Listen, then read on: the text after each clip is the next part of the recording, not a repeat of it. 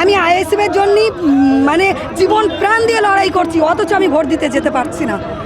এবছরে যত বাধা আসুক সব বাধা উপেক্ষা করে এবছরে আমি ইনশাল্লাহ ভোট দেব। অনেকে বলছেন আপনি সন্দেশখালী আপনার শ্বশুরবাড়ি এবং বাপের বাড়ি, সন্দেশখালী আমার বাপের বাড়ি।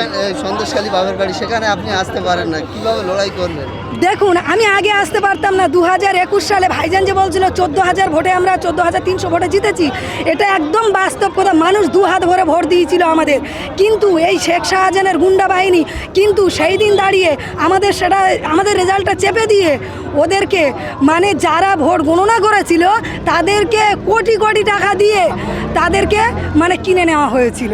আর সেই মানে যখন ওই ক্যান্ডিডেটের সঙ্গে আমি কাজ করেছিলাম, বরুণ মাহাতো, তিনি হেরে গিয়েছে যখন ঘোষণা হয়েছে, তারপরে এই শেখ শাহজাহান, এই সন্দেশখালীর বেতাজ বাদশাহ এখান থেকে অনুগামী পাঠিয়ে আমার বাড়িতে, মিনাকার বাড়িতে, সেখানে আমার ঘরে তালা দিয়েছিল এবং আমি 1.5 বছর বাপের বাড়ি উঠতে পারিনি। আমার নানাজি মারা গিয়েছিল এবং আমার নানাজি মরা মুখটা আমার দেখা হয়নি। এইসব আক্ষেপগুলো আমার বুকের ভিতরে না চলছে।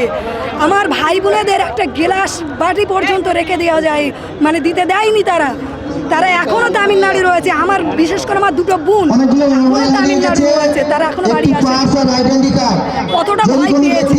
সর্বশেষ প্রশ্ন, একেবারে যে এক মহিলা এবং এই সন্দেশখালী কতটা মহিলাদের সাড়া আপনি পাচ্ছেন বলে মনে হয়? দেখুন, মানুষ ভয়তে এখনো সামনে আসতে পারছে না, কিন্তু আমি একটা সাপোজ বলছি, যদি 100% মহিলা ভোটার থাকে, 80% আইএসএফ আছে। এটা আমি একদম মানে বিশ্বাসের সহিতই বলছি, যেটা আমি ঘুরে দেখছি। কারণ এই 7টা বিধানসভার মধ্যে প্রত্যেকটা জায়গায় আমি উপস্থিত আছি, প্রত্যেকটা জায়গায় আমি ঘুরে ঘুরে দেখছি। কারণ আমাদের বসিরহাট লোকসভার মধ্যে নিজের প্রশংসা করা ভুল হবে। একটাই লড়াকু নেত্রী, যেটা আমি আছি, চোখে চোখ রেখে শাসক দলের লড়াই করছি, প্রশাসনের চোখে চোখ রেখে লড়াই করছি। এই জন্য আমি 7টা বিধানসভা ঘুরে ঘুরে দেখছি যে কতটা আইএসএফের প্রভাব আছে। আমি যদি বলছি, আবারও বলছি, গণতন্ত্র প্রক্রিয়ায় যদি মানে মানুষের অধিকারে মানুষ যদি ভোট দিতে পারে, আমি আশা করছি 2 লাখ ভোটে জয়ী হবে। নওশাদ সিদ্দিকী যে রেখা পার্থর নামটা বললেন, উনি কতটা এখানে লড়াই দিচ্ছেন, আপনাদের মূল লড়াই কাজের সাথে? দেখুন, আমি ওনাকে নিয়ে মানে মন্তব্য করতে চাই না। উনি যেভাবে এই সন্দেশখালী নিয়ে হই হই করলে হবে না, প্রথম কথা। দ্বিতীয় কথা হলো, উনি 7টা বিধানসভাকে 7টা জেলা বানিয়ে দিচ্ছে। তাহলে মানে কি বলবো, ওনাকে ইনসাল্ট করাটা আমার মনে হয় ঠিক হবে না। উনি আগে কটা বিধানসভা আছে সেটা জানুক। উনি শুধু সন্দেশখালীর মা বোনদের নিয়ে হই হই করলে হবে না। আর 7টা বিধানসভা আছে, আরও 6টা বিধানসভায় যেতে হবে, তাদের ওখানে গিয়ে দেখতে হবে তারা সবাই মানে বিজেপিতে মানে সাড়া দিচ্ছে কি না। শুধু সন্দেশখালী সাড়া দিলে হবে না। তবুও ভাইজান বলে রেখেছে যে সন্দেশখালী, এটা আমি আমার ব্যক্তিগত ব্যাপারে বলছি, সন্দেশখালীর আমরা করিনি যে আমরা সব ভোট পাবো, আশা আমরা করিনি। যেটুকু পাবো আশা করি বাকি বিধানসভাগুলোর থেকে আমরা প্রচুর হারে লিড পাবো। এই লোকসভা ভোট আবারও যদি আপনাকে ভয় দেখানো হয় এবং আপনি যে জেল খেটেছেন, আবারও যদি জেলে পাঠানো হয়, আপনি কি পিছিয়ে যাবেন? মানে ভয় দেখিয়ে ধমকে চমকে ও মানে অন্য কোনো নেতা নেতৃত্বদের রাখা যাবে, কিন্তু আইএসএফ নেত্রী আয়েশা বিবিকে রাখা যাবে না। আমি এই আইএসএফ করতে গিয়ে যদি আমার প্রাণ চলে যায়, 1000 বার জেলে যেতে হয়, আমি প্রস্তুত। এরকমভাবে কোনো বিরোধী এত বড় সভা করেছে বলে কি আপনাদের জানা মতে আছে এই সরবেরিয়া? এইরকম সভা শুভেন্দু অনেক কবার এসছে। আমি শুভেন্দু মহাশয়কে একটা কথা বলবো, যিনি মানে আমরা যখন আসতে পারিনি, রাজ্যের মানে যিনি আমাদের রাজ্যের মুখ্যমন্ত্রী, মাননীয় মুখ্যমন্ত্রী, তিনি যখন মানে বিজেপি আসছে তখন ওনার কোনো সমস্যা হচ্ছে না। সমস্যা হচ্ছে যখন আইএসএফ আসছে। মানে রাস্তায় ঢোকার আগে নওশাদ সিদ্দিকীকে দেখে এত ভয় পাচ্ছে, আগাম সায়েন্স সিটির ওইদিকে আটকে দেওয়া হচ্ছে। তাহলে বুঝতেই পারছেন আইএসএফকে দেখে রাজ্যের মাননীয় মুখ্যমন্ত্রী কতটা ভয় পায়। এটা দেখে প্রমাণ করা যায় যে শাসক দল থেকে শুরু করে, বিজেপি থেকে শুরু করে, মানে সবাই নওশাদ সিদ্দিকীকে দেখে ভয় পায়। এক শ্রেণীর মানুষ তারা বলছে এই ইস্যুতে যে বসিরহাট লোকসভা কেন্দ্রে আইএসএফের নাম নিশানা নেই, আইএসএফ ভোট কাটুয়া। ভোটটা কাটার জন্য বিজেপিকে সুবিধা করার জন্য আইএসএফ এসছে। এই ইস্যুতে একটা আওয়াজ শোনা যাচ্ছে যে আইএসএফ হলো ভোট কাটুয়া, এই বিষয়ে কি বলবেন? যিনি বলেছে আমি তানার উদ্দেশ্যে বলছি, তিনি মূর্খের স্বর্গে বাস করছে। যদি বলে কেন, তিনি এসে একবার দেখুক যে আইএসএফের মানে সাড়া আছে কি না। এখানে টিএমসি বলে কিছু নেই, বিজেপি বলে কিছু নেই, এখানে যা আছে আইএসএফ। মানুষ ভয়তে হয়তো সামনে আসতে পারছে না, কিন্তু আমি একটা কথা বলছি, এখানে আইএসএফ ছাড়া কোনো গল্প নেই। আর আইএসএফ 2 লাখ ভোটের লিড দেবে, এটা আগামী দিনে সময় জবাব দেবে। কুলতলি মেডিগঞ্জ থেকে জয়নগর কেন্দ্রের প্রার্থী প্রতিমা মণ্ডল পাল্টা সভা করে জানিয়েছেন যে নওশাদ সিদ্দিকী দিল্লি পার্লামেন্টে যাওয়া তো দূরের কথা, একটা বুথ জিতে দেখা, এই বিষয়ে কি বলবেন?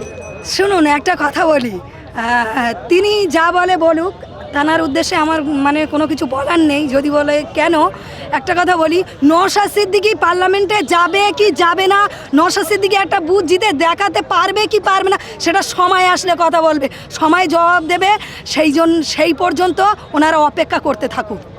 আজকে মানুষের প্রবল থেকে এখান থেকে কতটা আশ্বাস, মানুষ কতটা সাড়া দেবেন লোকসভা ভোটে? আজকে তো আপনারা দেখতেই পাচ্ছেন যে আজকে কতটা মানে এখানে এই সমাবেশে কত মানে লোকজন এসছে, উপস্থিত আছে। যদি ভয় কাটিয়ে এই মাঠ এতটা ভরতে পারে, মানে তাহলে ভাবো, তাহলে আরও কত মানুষ ভয়তে আসতে পারছে না। যদি সবাই মনের জোরে আসতে পারতো, তাহলে দেখতে পারতে এই মানে মাঠে মানে বহু মানুষ ঢুকতে পারতো না। সব থেকে বড় কথা, যে মানুষ আসতে পেরেছে, যারা আসতে পারেনি, যারা এসেছে, তাদের উদ্দেশ্যে একটা কথা বলবো, মানে ঝান্ডাটা ধরে রাখবেন টিএমসির, টাকাটা নিয়ে নেবেন টিএমসির থেকে, পিকনিকটা করবেন টিএমসির থেকে, আর ভোটটা দেবেন চুপচাপ খামে ছাপ। সময় আসলে জবাব দিয়ে দেবেন। কোনো মারাপিট না, কোনো দাঙ্গা না, আমরা কিচ্ছু করব না। আমরা গণতন্ত্র প্রক্রিয়ায় আমরা ভালোভাবে এসছি, মানে সমাজ পরিবর্তন করতে আমাদের একটাই উদ্দেশ্য থাকবে যে আমাদের সমাজ পরিবর্তন করতে হবে। আমরা এখানে নেতা হতে আসিনি, আমরা এখানে লুটতে আসিনি, আমরা এখানে তিহার জেলে যাওয়ার জন্য প্রস্তুত হয়ে আসিনি। আমরা এসছি জনগণের স্বার্থে, জনগণের সেবা করতে আর সমাজ পরিবর্তন করতে। আমাদের দুটো লক্ষ্য থাকবে, জনগণের সেবা করা, আর দ্বিতীয় লক্ষ্য থাকবে আমাদের মানে সমাজ পরিবর্তন। শাসকের বিরুদ্ধে আপনারা লড়াই করছেন, যেভাবে অত্যাচার নেমে এসেছে, লোকসভা ভোটকে সামনে রেখে শাসকের বিরুদ্ধে চোখে চোখ রেখে লড়াই জারি থাকবেন, কি বলবেন? আমাদের লড়াই জারি থাকবে, মানে আমাদের লড়াই জারি রয়েছে, আর আমাদের লড়াই এর থেকে তীব্র জারি থাকবে। আমাদের একটাই উদ্দেশ্য, বসিরহাট লোকসভা কেন্দ্রে আমাদের প্রার্থী আক্তার আলী রহমান বিশ্বাসকে বিপুল ভোটে জয়যুক্ত করে তাকে কিভাবে আমরা পার্লামেন্টে পাঠাবো দিল্লির, সেই দিকে আমাদের পাখির চোখ করতে হবে। আর আমরা পাখির চোখ করে রয়েছি। আগামী দিনে আমাদের বসিরহাটের লোকসভার ক্যান্ডিডেট আক্তার রহমান বিশ্বাস পার্লামেন্টে যাচ্ছে, এটা একদম পুরোপুরি কনফিডেন্স রয়েছে। হ্যাঁ, সাধারণ শেখকে পুলিশ ভ্যানের মধ্যে কাঁদতে দেখা যাচ্ছে, এটা আনন্দজনক না দুঃখজনক, এই বিষয়ে কি বলবেন? দেখুন, একটা হাসির কথা বলেছেন। যাই হোক, উনি একদিন বড় একটা লম্বা চওড়া ভাষণ দিয়েছিল, যে ওনার একটা মানে নোংরা ভাষা ইউজ করেছিল, যেটা আমি ইউজ করতে পারছি না। কেউ কিছু সোজা করতে পারবে না। আজ আইনের ঊর্ধ্বে কেউ নয়, সেটা এখন শাহজাহান শেখ হাড়ে হাড়ে টের পাচ্ছে, প্রথম কথা। আর দ্বিতীয় কথা হলো, একটা পাথর যখন জলে ফেলে দেওয়া হয়, সে কিন্তু নিজের ওজনেই ডুবে যায়। আপনার নাম কি? আমার নাম আয়েশা বিবি, আমি মিনাখা বিধানসভা থেকে এসেছি। আমি আইএসএফের নেত্রী, আইএসএফের মিনাখা অঞ্চলে।